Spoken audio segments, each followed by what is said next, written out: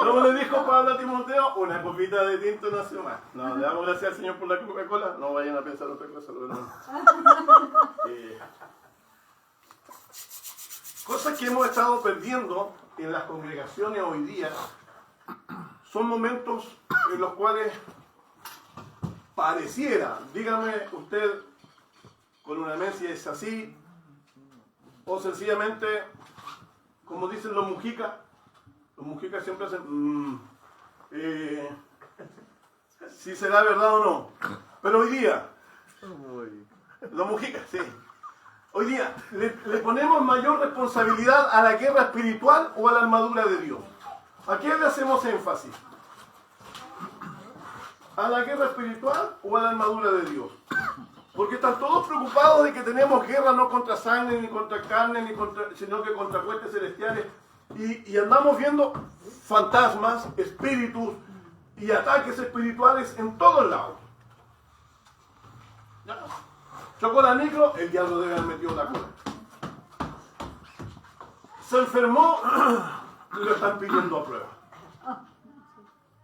Y todo es respuesta de algo espiritual. Y se nos ha olvidado al Dios que nosotros tenemos. Tenemos un Dios soberano, sobrenatural, misericordioso, eterno, todopoderoso. Y aún así estamos preocupados de que no vaya el enemigo a ponerme una zancadilla ahí entre medio y me bote. Olvidándonos que la propia palabra del Señor nos dice que si Él, nuestro Dios, no lo permite, ni un pelo será tocado. No nos dice que probablemente te tiren el pelo, nos dice ni un pelo. Nada. Pero si te llega a suceder alguna prueba, alguna dificultad, dice, si estás probado, no te preocupes porque Dios te dará la salida. Si eres tentado, no te preocupes porque a Jesucristo tenemos ahí abogando por nosotros. Cuando fallamos sobre todo en la tentación. Dice que si has pecado, no te preocupes, abogado tienes en Cristo para salvación, para perdón de nuestros pecados. Así que veamos realmente el énfasis de Pablo ahí en Efesios capítulo 6, del versículo 10 en adelante. Veamos realmente el énfasis de esa escritura.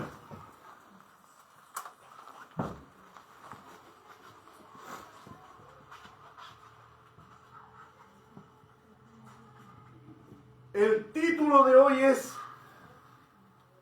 Vístete. No es tiempo de estar desnudo. El título de hoy. Vístete. No es tiempo de andar desnudo. Una guagua, usted una guaguita en el verano, ¿cierto? La saca si quiere en calzoncillo a la calle o con pantaloncitos cortos, si quiere la baña, si no, incluso antiguamente se le sacaba foto a los niños, ciertos piluchitos. Y todos son, uy, la guaguita, la guaguita. Dentro de los cristianos, por muy guapo que tú seas, no puedes andar desnudo por la vida. No puedes andar como Dios te mandó. No, Dios se hará cargo. Dios sabrá. Yo era de esa línea. Hay que salir a trabajar, que Dios me dé trabajo. ¿Enviaste currículum? No, Dios me dará un trabajo. Bueno, ¿eso quiere decir que tienes cadena de oración? No, si el Señor sabe mis necesidades. Esperando todo delante de Dios.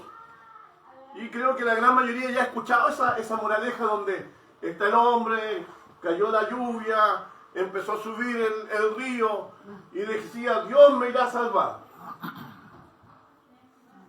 Pasaron los bomberos, le dijeron, ven, te vamos a rescatar. Y él le respondía, no, Dios me va a salvar. Se fueron los bomberos, llegó la marina en su bote y le dijo, súbete. Y él le decía, no, el Señor me va a salvar. Pasó la aviación en un helicóptero y tiró la escalera hacia abajo. Y el hombre aferrado a una tabla le decía, no, el Señor me va a salvar. Se fue, el hombre murió. Y delante de la presencia del Señor llegó un poco molesto. Y le decía, ¿por qué no me rescataste? ¿Por qué no me hiciste nada? ¿Por qué dejaste que muriera? Y el Señor tranquilamente le dijo, pero si te envía a los bomberos, te envía la marina, te envía la aviación y tú dale con que no. A veces nosotros así estamos delante de la presencia del Señor. En vez de estar despiertos a lo que Dios nos está moviendo a hacer, estamos pidiendo que Él haga algo extraordinario. Queremos ver ángeles, queremos ver su presencia. Hay personas que buscan cada domingo, con mucho respeto, pero o quieren hablar en lengua, o quieren irse de espalda, o quieren ver un milagro, porque si eso no sucede dentro de la iglesia, Dios no está allí. Y se nos olvida que Dios está en pequeñas cosas, como la siguiente. Por lo demás, hermanos míos, fortaleceos en el Señor y en el poder de su fuerza. Vestíos de toda la armadura de Dios para que podáis estar firmes contra las acechanzas del diablo. Porque no tenemos lucha contra sangre y carne, sino contra principados, contra potestades, contra gobernadores de las tinieblas de este mundo, contra huestes espirituales de maldad en las regiones celestes. Por tanto, tomad toda la armadura de Dios para que podáis resistir en el día malo y habiendo acabado todo, estad firmes. Estad pues firmes, ceñido vuestra cintura con la verdad, vestidos con la coraza de la justicia, calzando los pies con el seno por anunciar el evangelio de la paz. Sobre todo tomad el escudo de la fe, con que podáis apagar todos los dardos de fuego del maligno. Tomad el yelmo de la salvación y la espada del Espíritu, que es la palabra de Dios. Orad en todo tiempo con todo tipo de oración y súplicas en el Espíritu, y velad en ello con toda perseverancia y súplica por todos los santos. Y por fin, también a mí, para que al abrir la boca me sea palabra para dar a conocer con valentía el misterio del Evangelio. Padre amado, en el nombre de Jesús, oramos para que seas tú hablando a nuestra vida. Señor, necesitamos oír tu voz por la exposición de tu palabra. Habla a nuestro entendimiento. Que sea tu Espíritu Santo quien nos convenza de su palabra. Y nosotros obedientes al Espíritu Santo para ponerla por obra. En el nombre de Jesús oramos. Amén. Amén. Amén. La palabra de Dios empieza ya en el versículo 10 a decir que el escrito que Pablo está dando, uno es para fortalecernos. O sea, para darnos ánimo. Mi mamá en la antigüedad tenía muchas formas para darme ánimo, pero había una que no me agradaba mucho. Era esa que me decía, ¿hasta cuándo? Yo ahí sabía que tenía que reaccionar. ¿Hasta cuándo? Y el Señor muchas veces nos dice, tanto en el Antiguo Testamento como en el Nuevo Testamento, que debemos fortalecernos en el Señor.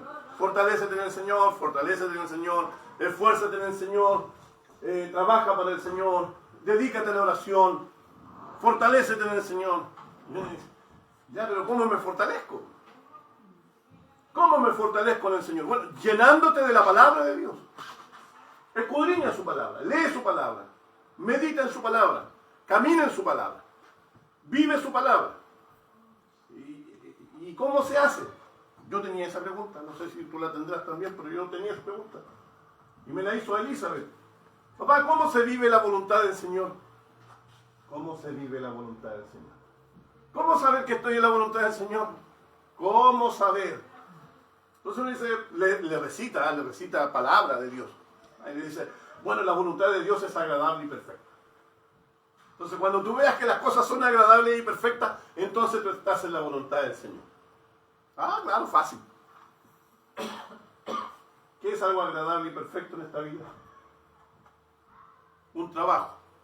Eso es agradable y perfecto. Y como vivieron nuestros profesores y no nos pagan. Ya no es agradable y perfecto, pero llevo 20 años trabajando como profesor y voy a decir ahora, después de 20 años, que no es la voluntad de Dios. O sea, ¿qué sería entonces la voluntad de Dios? Algo agradable y perfecto, pero agradable y perfecto ¿para quién? Y ahí yo tengo que luchar en lo que es agradable y perfecto para Dios. Si yo no me levanto en la mañana para salir a trabajar, ¿recibo mi sueldo a fin de mes? No. Entonces, para poder recibir mi sueldo, que es agradable y perfecto, yo debo levantarme cada mañana y salir a trabajar. Y cuando no tenía trabajo, ¿qué tenía que hacer? Levantarme en la mañana y salir a repartir currículum. Y si no aparece nada, entonces tengo que confiar porque el Señor añadirá a lo que yo tengo necesidad. Y me voy a empezar a fortalecer en lo que la palabra del Señor dice. ¿Y qué dice su palabra? No he visto a justo desamparado ni a hijo de justo que mendigue pan. Por lo tanto, yo me empiezo ahora a fortalecer con la palabra de Dios y a repetir textos que me ayudan a discernir que en tiempo de necesidad aquel que provee para los suyos es Dios, de una o de otra forma. El profeta, estando con temor, porque los profetas también tenían temor en la antigüedad, fue y se ocultó en una cueva y ahí se ocultó. El Señor se mostró para su vida y decía, no importa porque tengo miedo de que Jezabel me mate. Y después de que estuvo ahí, dice que los cuervos le servían. O sea, vino gente desde afuera y le servía. O animales desde afuera y le servían. Por lo tanto, no he visto a justo desamparado ni a hijo de justo que mendigue pan. Cuando yo me empiezo a fortalecer en la palabra de Dios, cuando yo empiezo a depender de lo que Dios hace, me doy cuenta que la palabra de Dios sí es poderosa. Y eso nos cuesta. En esta fecha, en la era de las comunicaciones, en la era de tecnológica, ya depender del Señor hoy día es un poco más complicado. Porque ya está todo a la vista. Tengo sed, ya ni siquiera hay agua. Hay Coca-Cola. O el hermano Pablo su jugo de su limonada. Él andaba con limonada, ¿se acuerdan? Sacó su botella con limonada. Porque ya tomar agua, en mi caso, que no soy de aquí de la zona, la primera vez que tomé agua de acá de la llave, me enfermé de la guata. Me dio indigestión. Muy pura el agua. No tenía fósforo, no tenía yodo, no tenía ninguna de las cosas que tenía allá en Santiago. Y cuando me empecé a acostumbrar al agua de acá, fui a Santiago. Y tomé agua en Santiago. Y me hizo mal el agua. Porque el cuerpo se va acostumbrando a lo que tú vas consumiendo. Si usted y yo no consumimos de la palabra de Dios, ¿cómo entonces voy a distinguir si estoy o no estoy en la voluntad de Dios? Cuando yo quiero distinguir que estoy fortaleciéndome en el Señor, que estoy siendo cubierto con su palabra, cuando yo me refugio realmente en su poder, es porque la palabra de Dios la busco constantemente para hacer su voluntad. Y por eso me dice, vístete con la armadura de Dios. O sea, el cristiano que busca la palabra de Dios no anda desnudo. Pero ¿cuántas veces escuché en tiempos de juventud? Tengo tantas ganas de hacer esto. Y me respondía un hermano de la iglesia o hermana de la iglesia. No me decían, vamos a orar por ti, sino que me decían, espero que tengas suerte. ¿Y uno queda qué? Sí, porque en realidad son muchos los que postulan y como son tantos los que postulan, entonces esperamos que tengas suerte. Cuando yo me he visto de parte del Señor con su armadura, ya la suerte no es para mí, sino que es hacer la voluntad de Dios. ¿Y cómo tengo que vestirme? Que es lo que Pablo parece que escuchó la pregunta, porque cuando le dicen, vístete de toda la armadura de Dios, la pregunta es clara. ¿Y de qué me tengo que vestir? ¿Qué me tengo que poner? ¿Qué tengo que buscar en la palabra de Dios para yo poder sentirme agradable dentro de la voluntad de Dios? Y lo primero que te dice, ¿para qué te debes vestir? Es para que puedas enfrentar al maligno. Es para eso.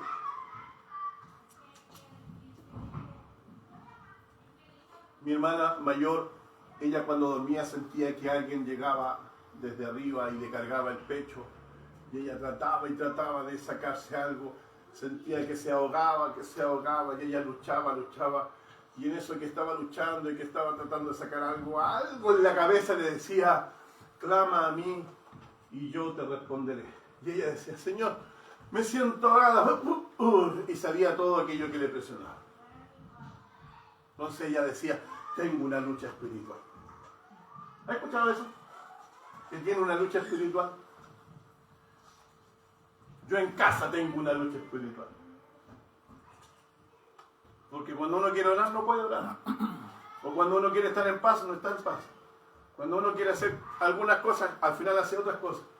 Porque en la casa se hace lo que se hace en todas las casas. Uno en la casa vive en paz, vive tranquilo, en la casa no debería tener problemas. ¿Cierto, suegra? Uno en la casa no debería tener problemas.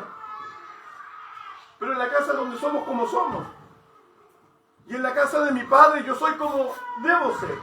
No deberíamos tener dificultades. Pero, ¿ustedes saben por qué habían gárgolas en los tiempos medievales? ¿Gárgolas? Gárgolas son aquellos animales que tenían como alas, como unos hocicos de perro, y tenían como dientes, y estaban sentadas en las iglesias, en los lugares de arriba. Claro, son unas estatuas, y que se llaman gárgolas, y que son representaciones de demonios, y que están ahí en las iglesias afuera. Si ustedes ven las iglesias medievales, sobre todo en estas esculturas católicas, están afuera y listos al acecho de los que están saliendo de la iglesia. Entonces, cuando uno estaba dentro de la iglesia, estaba protegido, pero fuera de la iglesia estaba amenazado por las huestes celestiales. Y no nos damos cuenta que ya el hecho de querer venir a la iglesia, ya tenemos problemas. Cuando queremos hacer la voluntad de Dios, ya empiezan los problemas. Basta con que tú digas, desde mañana me pongo a leer la Biblia. Y algo pasó. ¿Qué iba a hacer? Cuando tú dices, voy a empezar a ayunar, y te da hambre, ya solo por el hecho de decir que uno quiere ayunar, le da hambre. O en el caso de nosotros, yo digo así como de nosotros, aquellos que estamos a cargo de algunas cosas, decimos, ya, esta semana vamos a orar, y vamos a orar toda la semana, todos los días, a las 6 de la mañana. ¿Y vale un sueño? No sé si a ustedes les ha pasado, pero a mí sí me ha pasado. Y la palabra del Señor me dice que cuando yo me visto de la armadura de Dios es para poder estar firme contra las acechanzas del diablo. Y estas acechanzas del diablo no es la oración, no es un ayuno, no es la lectura bíblica, sino que es esa tentación que está justo allá afuera esperándote. Está justo ahí. Justo ahí, como cuando he pagado en algún momento el pasaje de la micro y se equivocó en el vuelto. Yo digo, gracias Señor, me has bendecido. Y que voy a comprar pan, pesé medio kilo de pan, voy a la balanza y la balanza me pesa menos. Gracias Señor, tú me estás bendiciendo. Y voy con demás personas, y en eso que voy caminando a una persona justo que estaba guardando su plata en el bolsillo, en vez de achuntarle al bolsillo la deja caer, y yo que voy detrás le digo, Señor, gracias porque tú me bendices de formas que yo no conozco. Y se nos olvida que ahí está el diablo acechando y buscando que tú te equivoques en pequeñas cosas, tan pequeñas como cuando uno quiere comer en paz y se golpea el dedo. Trabajar con tranquilidad y el martillo le achunta la uña. Y el cuerpo reacciona. Y ahí está el enemigo acechando para recordarte. Ah, y eso que eres hijo de Dios. Entonces cuando vemos que el diablo está ahí amenazando, porque Dios no te condena, Dios no está ahí para acusarte, dice que tenemos al enemigo que está acechando como león rugiente para devorar a sus víctimas, pero realmente no es un león, porque parece león, tiene boca de león, tiene garras de león, pero no es león. Está ahí listo para acecharte, para acusarte. Y uno, en vez de creerle al Señor porque no se ha vestido, entonces le da los nombres correspondientes. Yo he leído 4 libros que tratan de explicar las huestes celestiales. Y tratan de explicar las esferas, los principados, los gobernantes. Y tratan de explicar todo lo que hace el enemigo, porque hay que conocer cómo el enemigo actúa. Pero también he leído cerca de 12 libros que me dicen cómo es la armadura de Dios. Porque me preocupa más vestirme de lo que el Señor me dice que conocer al enemigo. Es como que yo le preguntara cuántos garabatos chilenos existen. Bueno, que si me llega a decir cuántos son, voy a poner un poco... Claro, porque si le pregunto cuántos libros de la Biblia son, creo que eso debería ser más importante que saber otras cosas. Y eso es lo que te va vistiendo. Nosotros cuando vestíamos a nuestros niños para salir, no era para que no se ensuciaran, era para que no salieran desnudos. Y los vestíamos bonito, no para que los demás dijeran, ¡oh, que son bonitos sus niños! No, porque si el Señor nos dio los hijos, tenemos que verlos bonitos. Si yo salgo bonito, está por ahí nomás. Yo quiero que mis hijos salgan bonitos. Si yo me he visto abrigado, a mis hijos los vestiré abrigados. Si el Señor tiene todo el poder, si el Señor tiene toda una eternidad, si el Señor nos ofrece salvación, ¿de qué nos va a vestir Él? Y es ahí lo que nosotros deberíamos ponerle atención.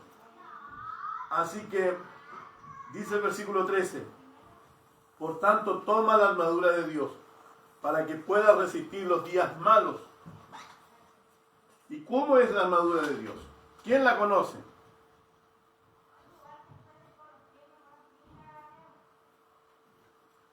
¿Cómo empieza la armadura de Dios? Sigue uno más. No, te pasaste. Dije, uno más, no 2. En el 14 empieza. Ceñidos vuestros lomos. ¿Con qué hay que ceñirse los lomos? ¿Usted sabe lo que es ceñirse los lomos? Hay 2 formas de ceñirlos. Cuando uno va al campo, y se ocupaban unas vestimentas largas, las tomaban como bolsas, se las pasaban entre medio, para que no molestara, y se hacían un nudo para poder trabajar con tranquilidad. Pero cuando estamos hablando de las milicias, ceñir los lomos es que si yo voy a hacer fuerza, usted lo ha visto cuando toman las pesas, se ponen un cinturón para poder resistir. Como una faja. Justamente. Algo que te aprieta y te mantiene firme tu estómago y te mantiene para poder resistir en los riñones, y que si vas a hacer alguna fuerza, tú puedas resistir en ese movimiento. Pero esos lomos, ¿cómo se llaman? Ceñid vuestros lomos con... Si vas a hacer algún pleito con alguien, si vas a hacer una fuerza con el enemigo, que ocupes bien la palabra de verdad. Por lo tanto, tienes que saber cómo es la verdad. Si yo te digo 2 más 2, 5. No, 4. Pero si yo te digo que no mentirás, porque los hijos de Dios no mienten. Y hay una vez, pero y una mentirita blanquita podría ser, y empezamos como a adornarlo un poco. Pero podríamos nosotros, así una cosita chiquitita. No, nosotros no mentimos, nosotros hablamos verdad y decimos verdad. Por lo tanto, si nos cobró mal el conductor, yo voy y le digo, oiga, pero si el pasaje valía tanto, se equivocó. Y el conductor, al ver nuestra verdad, que sí me ha pasado, me dice, no te preocupes. Y he recibido esa palabra que yo ya había dicho antes. Que Dios te bendiga. Yo quedo robo. Y no se lo digo así como que hubiera pasado hace mucho tiempo. Tomando los buses de aquí de Achao a Castro, pagué con un billete que el chofer lo miró, lo tengo vuelto. Yo digo, no se preocupe, páguese, si no, voy cambio y le pago. Y no, ¿sabe qué? Tomó lo que tenía y me dio el vuelto. Me cobró 1.500 pesos. Y yo dije, pero que Dios te bendiga. Después te tocará a ti. Ojo, después te tocará a ti. Y hay choferes que sí lo hacen, que bendicen a otros. No dan mal el vuelto y usted tampoco lo recibe, sino que va y le dice y él te puede recompensar. ¿Qué es lo que me pasó en Castro? Una persona metió sus documentos en el bolsillo. Muchos pasaron por encima de los documentos, yo también pasé por encima, pero cuando reconocí, los miré, vi que había bendición de Dios, pero también había el nombre de la persona. Salía una dirección y se lo fui a dejar.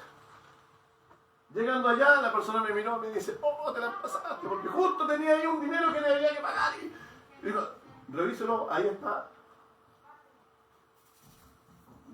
Aquí me van a bendecir. Sí, pues se lo traje entero. Le dice, tú no sabes lo que acaba de pasar. Me estás bendiciendo.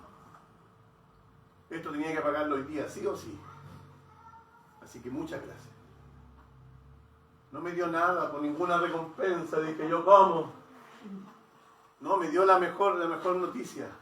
Tenía que pagar y si no pagaba perdía mucho. Y uno dice, ¿por qué la gente entonces no es así? Porque no tiene ceñidos los lomos de la verdad. Y es ahí donde yo digo, ¿cómo el Señor no te va a bendecir cuando tú le pides algo? Hay muchas personas que han preguntado cuando saben que soy papá, como, oye, ¿te costó mucho ser padre? 5 años. Y una promesa. Salmo 127 dice, herencia de Jehová son los hijos. Por lo tanto yo decía, Señor, dame mi herencia. Aunque los médicos nos digan durante 5 años que no podemos tener hijos, Señor, yo reclamo que tu palabra es verdad. Yo quiero hijos, no quiero plata, no quiero oro. Mi señora se enojó cuando oré así, que no quería plata, no quería oro, no quería nada. Me dice, pero ¿cómo se te ocurre? Yo le decía, sí, porque para mí son más importantes los hijos. Y el Señor nos ha regalado 2 hijos. Pero es sencillamente por reclamar, declarar o solicitar que su palabra se haga verdad en nosotros. Y para eso te tienes que amarrar bien los pantalones. Cíñete con el lomo. Ciñe tus lomos con la verdad. Además de ceñir los lomos, tenemos que vestirnos con la coraza de justicia. ¿Cuál es la coraza de justicia? El pectoral, sí. Lo que cubre el corazón y los pulmones, las cosas que tú amas. Las cosas que tú amas debes cubrirlas con justicia. El corazón te da vida, vive justamente. Los pulmones te dan vida. Inhalas oxígeno, exhalas oxígeno con un poco de carbono. Por lo tanto, vive justicia. Pide justicia para ti, pero también da justicia para los demás. Lo que hemos recibido del Señor, eso debemos entregar. Y la coraza de justicia no tan solo cubre tu futuro, sino que también tu pasado. Y es el Señor quien nos justifica. Por lo tanto, nada tememos delante del Señor, porque Él nos justifica nuestro pasado, nuestro presente y nuestro futuro, porque nosotros nos tomamos de la justicia de Dios en nuestro cuerpo. Y cubrimos lo que amamos con el corazón, cubrimos lo que vivimos alrededor nuestro con la justicia de Dios. No sea mi propia justicia. Y es ahí cuando alguien obra mal, le decimos al Señor, Señor, ve tú, que sea tu justicia con nosotros, no nuestra justicia. Pero junto con eso les solicitaría, pero háganlo con misericordia, ¿ya? No le entreguen todo al Señor. Mira que cuando alguien cae en manos del Dios vivo, Dios da también. No, como decimos, Dios no castiga palos, no castiga palos. Pero Dios también busca a enseñarnos, no tan solo a nosotros, sino que a aquellos que nos hacen daño. Tenemos entonces la coraza de justicia. ¿Qué más tenemos? El calzado del Evangelio. Botas, zapatos, zapatillas, botas, zapatillas, chalas. Hay algunos. ¿Cómo sería andar con chalas en este tiempo? De valiente, ¿cierto? De valiente en tiempos que hay casi de locos, grados bajo cero, lluvias por montón, no se pueden ocupar chalas. Pero el calzado del Evangelio, todos nosotros deberíamos calzarlo bien. A algunos el Evangelio les queda demasiado grande porque no lo conocen. Y a otros les queda demasiado chico porque le exigen cosas que no pide el Evangelio. El Evangelio es algo cómodo. La mejor forma de resumir el Evangelio es: lo que has recibido del Señor, eso tienes que dar. Si hemos recibido amor, debemos dar amor. Si hemos recibido perdón, debemos entregar perdón. Si hemos recibido misericordia, debemos entregar misericordia. Porque el Evangelio es lo que Dios nos ha dado a nosotros. ¿Y para qué vino el Señor Jesucristo a este mundo? Para entregar perdón de pecados, salvación a los demás. Por lo tanto, es lo que nosotros deberíamos entregar. Además del calzado del Evangelio, habla acerca de el apresto de la fe. El escudo de la fe, tiene razón. El escudo de la fe. Yo andaba buscando qué significaba fe. Y fe, bueno, el texto que más se conoce de la fe es la certeza de lo que se espera, la convicción de lo que no se ve. Eso es fe. En hebreo la palabra fe es emuná. Y emuná es que se cumpla lo que tú proyectas con tu cabeza. Eso es emuná. Lo que yo proyecto en mi cabeza es lo que se concreta hacia afuera. Por lo tanto, la fe es lo que tú tienes proyectado hacia adelante. Que si tu proyección entonces es la vida, y lo voy a decir con estas palabras, si tu proyección es una guerra espiritual porque los demonios están en todos lados, si eso es lo que estás proyectando, después no te quejes con el Señor de que lo que tienes son problemas, dificultades, manifestaciones y cosas, elementos raros, porque lo que estás pensando es que todo lo que tienes alrededor es del enemigo. Debiéramos aprender a vivir por medio del escudo de la fe que va delante de nosotros, protegiéndonos. Esta fe es el Espíritu Santo que está con nosotros hacia adelante. Dice el libro de Romanos capítulo 12 que el Espíritu Santo es quien provee para nosotros fe. Él provee para nosotros fe. Por lo tanto, yo pongo frente de mí al Espíritu Santo para cada paso que yo voy a dar. Para todo lo que estoy proyectando hacia adelante, debe estar primero el Espíritu Santo aprobando lo que yo estoy haciendo. Y no tan solo aprobando, sino que apagando o deteniendo los dardos del enemigo. A veces son misiles, bombas atómicas que nos manda el enemigo. Sabemos que son pruebas grandes. Como les conté de mis hijos, a mi señora, antes de que llegaran los hijos, le sacaron un mioma del tamaño de una pelota de tenis y le dejaron una cicatriz en la parte posterior del vientre, la cual indicaba automáticamente a su cerebro y a su cuerpo de que tenía algo ahí ya localizado difícilmente para poder tener un hijo. Los mismos doctores diciéndonos lo que sucedía y que los óvulos que venían ya venían muertos, por lo tanto era imposible tener hijos. Y como era imposible tener hijos, el enemigo nos tiraba dardo tras dardo, mes tras mes, no serán hijos nunca. Porque así nos decían los médicos con mucho amor y con mucho cariño, decían, no serán hijos, no busquen tener hijos. Ahora si quieren tener hijos tendríamos que buscar la forma de un vientre de alquiler y nos trataron allá en Talcahuano. Nos dieron varias opciones para poder ser hijos, para poder tener hijos y ser padres. Y nosotros teníamos que tomar una decisión y tomamos una decisión en fe. Nosotros teníamos una Biblia guardada para nuestro primer hijo o hija. Teníamos unos juguetes, si era hijo teníamos unos autitos y si era hija teníamos unas carretitas. Y teníamos peluches como de soldados o también pingüinitos animales, si era hijo, si era hija, que eligiera. Teníamos todo pensado para nuestro primer hijo y en 5 años nos decían que no, que no, que no y que no. Entonces, mi amada esposa tomó la mejor decisión. Dijo, regalemos todo. Y si Dios nos da hijo, veremos qué es lo que hacemos. Pero si no nos da hijo, no nos vamos a quedar con estas cosas.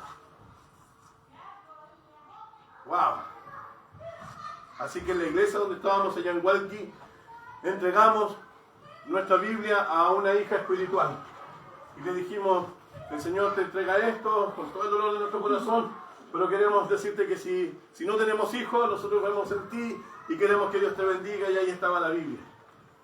Y una de las niñas que estaba allá, Carolina, llorando, nos dice, el Señor me dice que tengo que entregarle mi Biblia, la primera Biblia que yo tuve, se las tengo que entregar porque el Señor me dice que ustedes van a tener una hija, así que ahí está la Biblia. Y mi señora se puso a llorar, yo no sabía qué hacer, porque si nosotros habíamos entregado la Biblia porque no queríamos seguir orando por un hijo, por una hija, el Señor nos manda con Carolina, y ahí tenemos la Biblia guardada, y vamos a tener hijos. La fe va apagando los dardos del enemigo. Yo me di por vencido, mi esposa se dio por vencido. Y el Señor nos dice por medio de la fe, no te des por vencido. Esfuérzate, sé valiente, no temas, no desmayes, sigue adelante, porque el Señor va a proveer para ti. Pero no te preocupes por el enemigo, sino que preocúpate de lo que el Señor va a hacer contigo. Ve por fe lo que el Señor quiere hacer contigo. ¿Quieres ser un profesional? Ve por fe que Dios está haciendo de ti un profesional. Claro. Porque cuando niño, a los 9 años,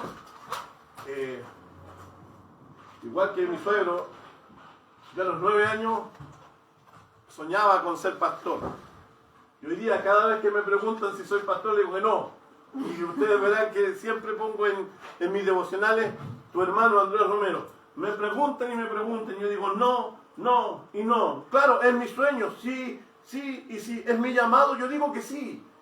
Pero por seguir los protocolos de la humanidad uno dice que no, que no, que no. Yo por fe veo lo que el Señor tiene conmigo y voy a seguir caminando a lo que Él tiene. Porque el enemigo no me puede decir cuál es mi futuro. Es lo que Dios ha puesto en ti. Si hemos leído en Jeremías que te formé en el vientre de tu madre, yo te llamé y te puse por profeta y yo lo creí, yo le creo al Señor. Pero más que creerle al Señor y tenerlo ahí, uno tiene que seguir trabajando. Y aunque el hombre me quiera detener, yo seguiré trabajando para el Señor. Porque veo por fe lo que el enemigo está haciendo constantemente para yo no seguir. Siempre el enemigo te va a querer desanimar. Pero para eso está mi escudo allá al frente. Además del escudo, tenemos... ¿Qué es el yelmo? ¿Cierto? Algo que cubre tu cabeza. Mira, el libro de los Salmos, si no me equivoco, el Salmo 133, dice, mirad cuán bueno y cuán delicioso es habitar los hermanos juntos en armonía. Es como el buen óleo que desciende sobre tu cabeza. Te cubre las barbas, y justo ahora que me las saqué, te cubre las barbas hasta el borde de la festura. El Espíritu Santo lo primero que hace es conquistar o rodear o llenar tu cabeza. Y el yelmo de la salvación es ese casco que cubre lo que tú tienes, lo que el Señor te ha entregado cuando has nacido de nuevo por medio de Jesucristo. Y el bautismo del Espíritu Santo es tu salvación. Y eso lo debes creer con toda tu cabeza, con todo tu raciocinio. Porque el enemigo constantemente te mete ahí en la cabeza que no eres salvo, que vas a perder la salvación, que te falta todavía un poquito más, que depende de ti, que debes ser obediente porque si no, no eres cristiano. Y te da, y te da, y te da ahí en la cabeza. Y el escudo, este casco que te pone el Espíritu Santo por medio del yelmo de la salvación, es recordarte a esta cabecita dura, media huequita que está dentro a veces, que ahí tienes que recordar que lo que Dios ha comprado con precio de sangre, el enemigo no lo puede sacar de un día para otro. Que si tú eres hijo o hija de Dios, lo eres aquí hasta la eternidad. Eso a mí me encanta. Eso a mí me encanta. Saber de que soy hijo de Dios y que no hay nada ni nadie que pueda quitar esa bendición. Por eso no me preocupo mucho del enemigo en ese sentido. Por eso no me preocupo de los principados, potestades, huestes celestiales. y maldad. No, eso está allá afuera. Prefiero empaparme de la vestimenta que Dios me entrega. Y si no me equivoco, lo último es la espada. ¿La pasaste? Estaba junto con él. No. Sí. Es la espada del Espíritu y nuevamente que es la palabra de Dios. ¿Se acuerdan que partimos con el cinto que dice que es la verdad y la verdad es su palabra? Y terminamos con la espada del Espíritu que es la palabra de Dios.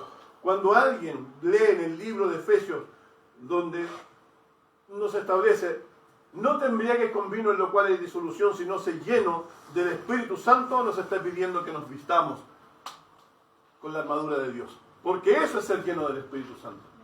Desde que me amarro bien los pantalones con el cinto hasta la espada, que es la palabra de Dios. Y con ella, que es más cortante que toda espada de filo, que corta el alma y las coyunturas y hasta los tuétanos. Así dice. O sea, la palabra de Dios debería profundizarse en nosotros. Cuando nosotros vivimos conforme a la palabra de Dios, entonces podríamos comprender cuál es la voluntad de Dios para mi vida y ya no ando desnudo por la vida, corriendo sin saber qué será de mí y a dónde estaré.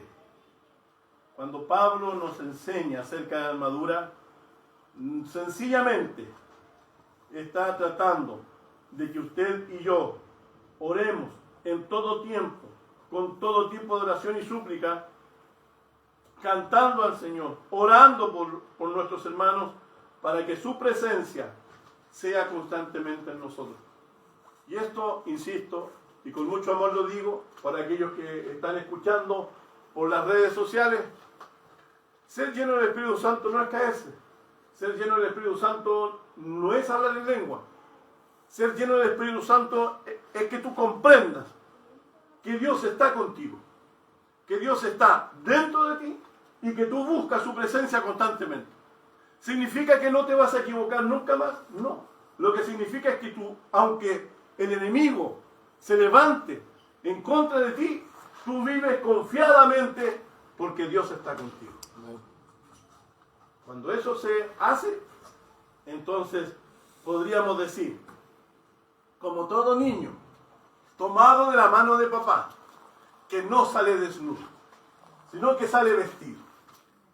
Es tiempo de que te vistas de la palabra de Dios. Es tiempo que vivas la palabra de Dios. Es tiempo que dejes que papá Dios tome tu mano, te vista y te lleve a hacer su voluntad. Cuando tú hagas la voluntad de Dios, te vas a dar cuenta que ni siquiera vas a preguntar si eso no es la voluntad de Dios, porque va a ser para ti algo agradable y perfecto.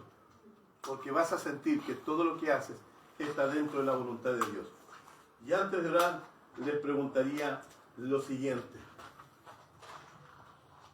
¿Se manda solo un hijo o son sus padres quienes ordenan su camino? ¿Se manda solo un niño o son sus padres los que ordenan su camino? ¿Cuál será? Padres. Los papás, ¿cierto? Ordenando. ¿Cierto? El niño, por más que quiera hacer algo, si hoy día mi hijo me hubiera dicho, papá, es que quiero salir porque está lloviendo y está nevando y quiero salir con un pantalón corto y con las chalas afuera, mojarme, yo lo voy a quedar mirando y le voy a decir, no. Bueno, estamos entrando ya en una etapa del mundo donde va a ser así, ya es así. Por eso. En muchos hogares, ¿verdad? Porque van en contra de lo que la palabra de Dios nos dice. Por lo tanto, nosotros que nos ceñimos con la palabra de Dios y queremos pelearla con la batalla de Dios, nosotros nos vamos a ceñir conforme a lo que dice su palabra. Y los hijos honran a los padres. Y los padres corregimos a nuestros hijos con toda sabiduría. Fuerte ahí dice, con toda sabiduría. Señor, dame sabiduría para corregir a mis hijos, para encaminar a mis hijos, porque ahí la palabra corrección significa enseñar, encaminar, enderezar, no significa golpe, La corrección significa que yo lo aconsejo y le digo por el camino donde debe andar. Orientar. Porque eso es una manifestación de amor. Padre que ama a su hijo, lo reprende, eso quiere decir que si se equivoca lo corrige y le enseña. Y mi Padre que me ama, también Él me corrige, también Él me enseña y me dice hoy a la iglesia Bautista Gracia acá en Curaco de Vélez, me dice, hijo, vístete, porque parece que andamos desnudos. Nos dice, despiértate, es tiempo que te levantes y hagas la voluntad de Dios. Señor, yo estoy dispuesto. ¿Está dispuesta? ¿Está dispuesto? Padre amado, en el nombre de Jesús, queremos que seas tú aquel por medio de tu Espíritu Santo despertando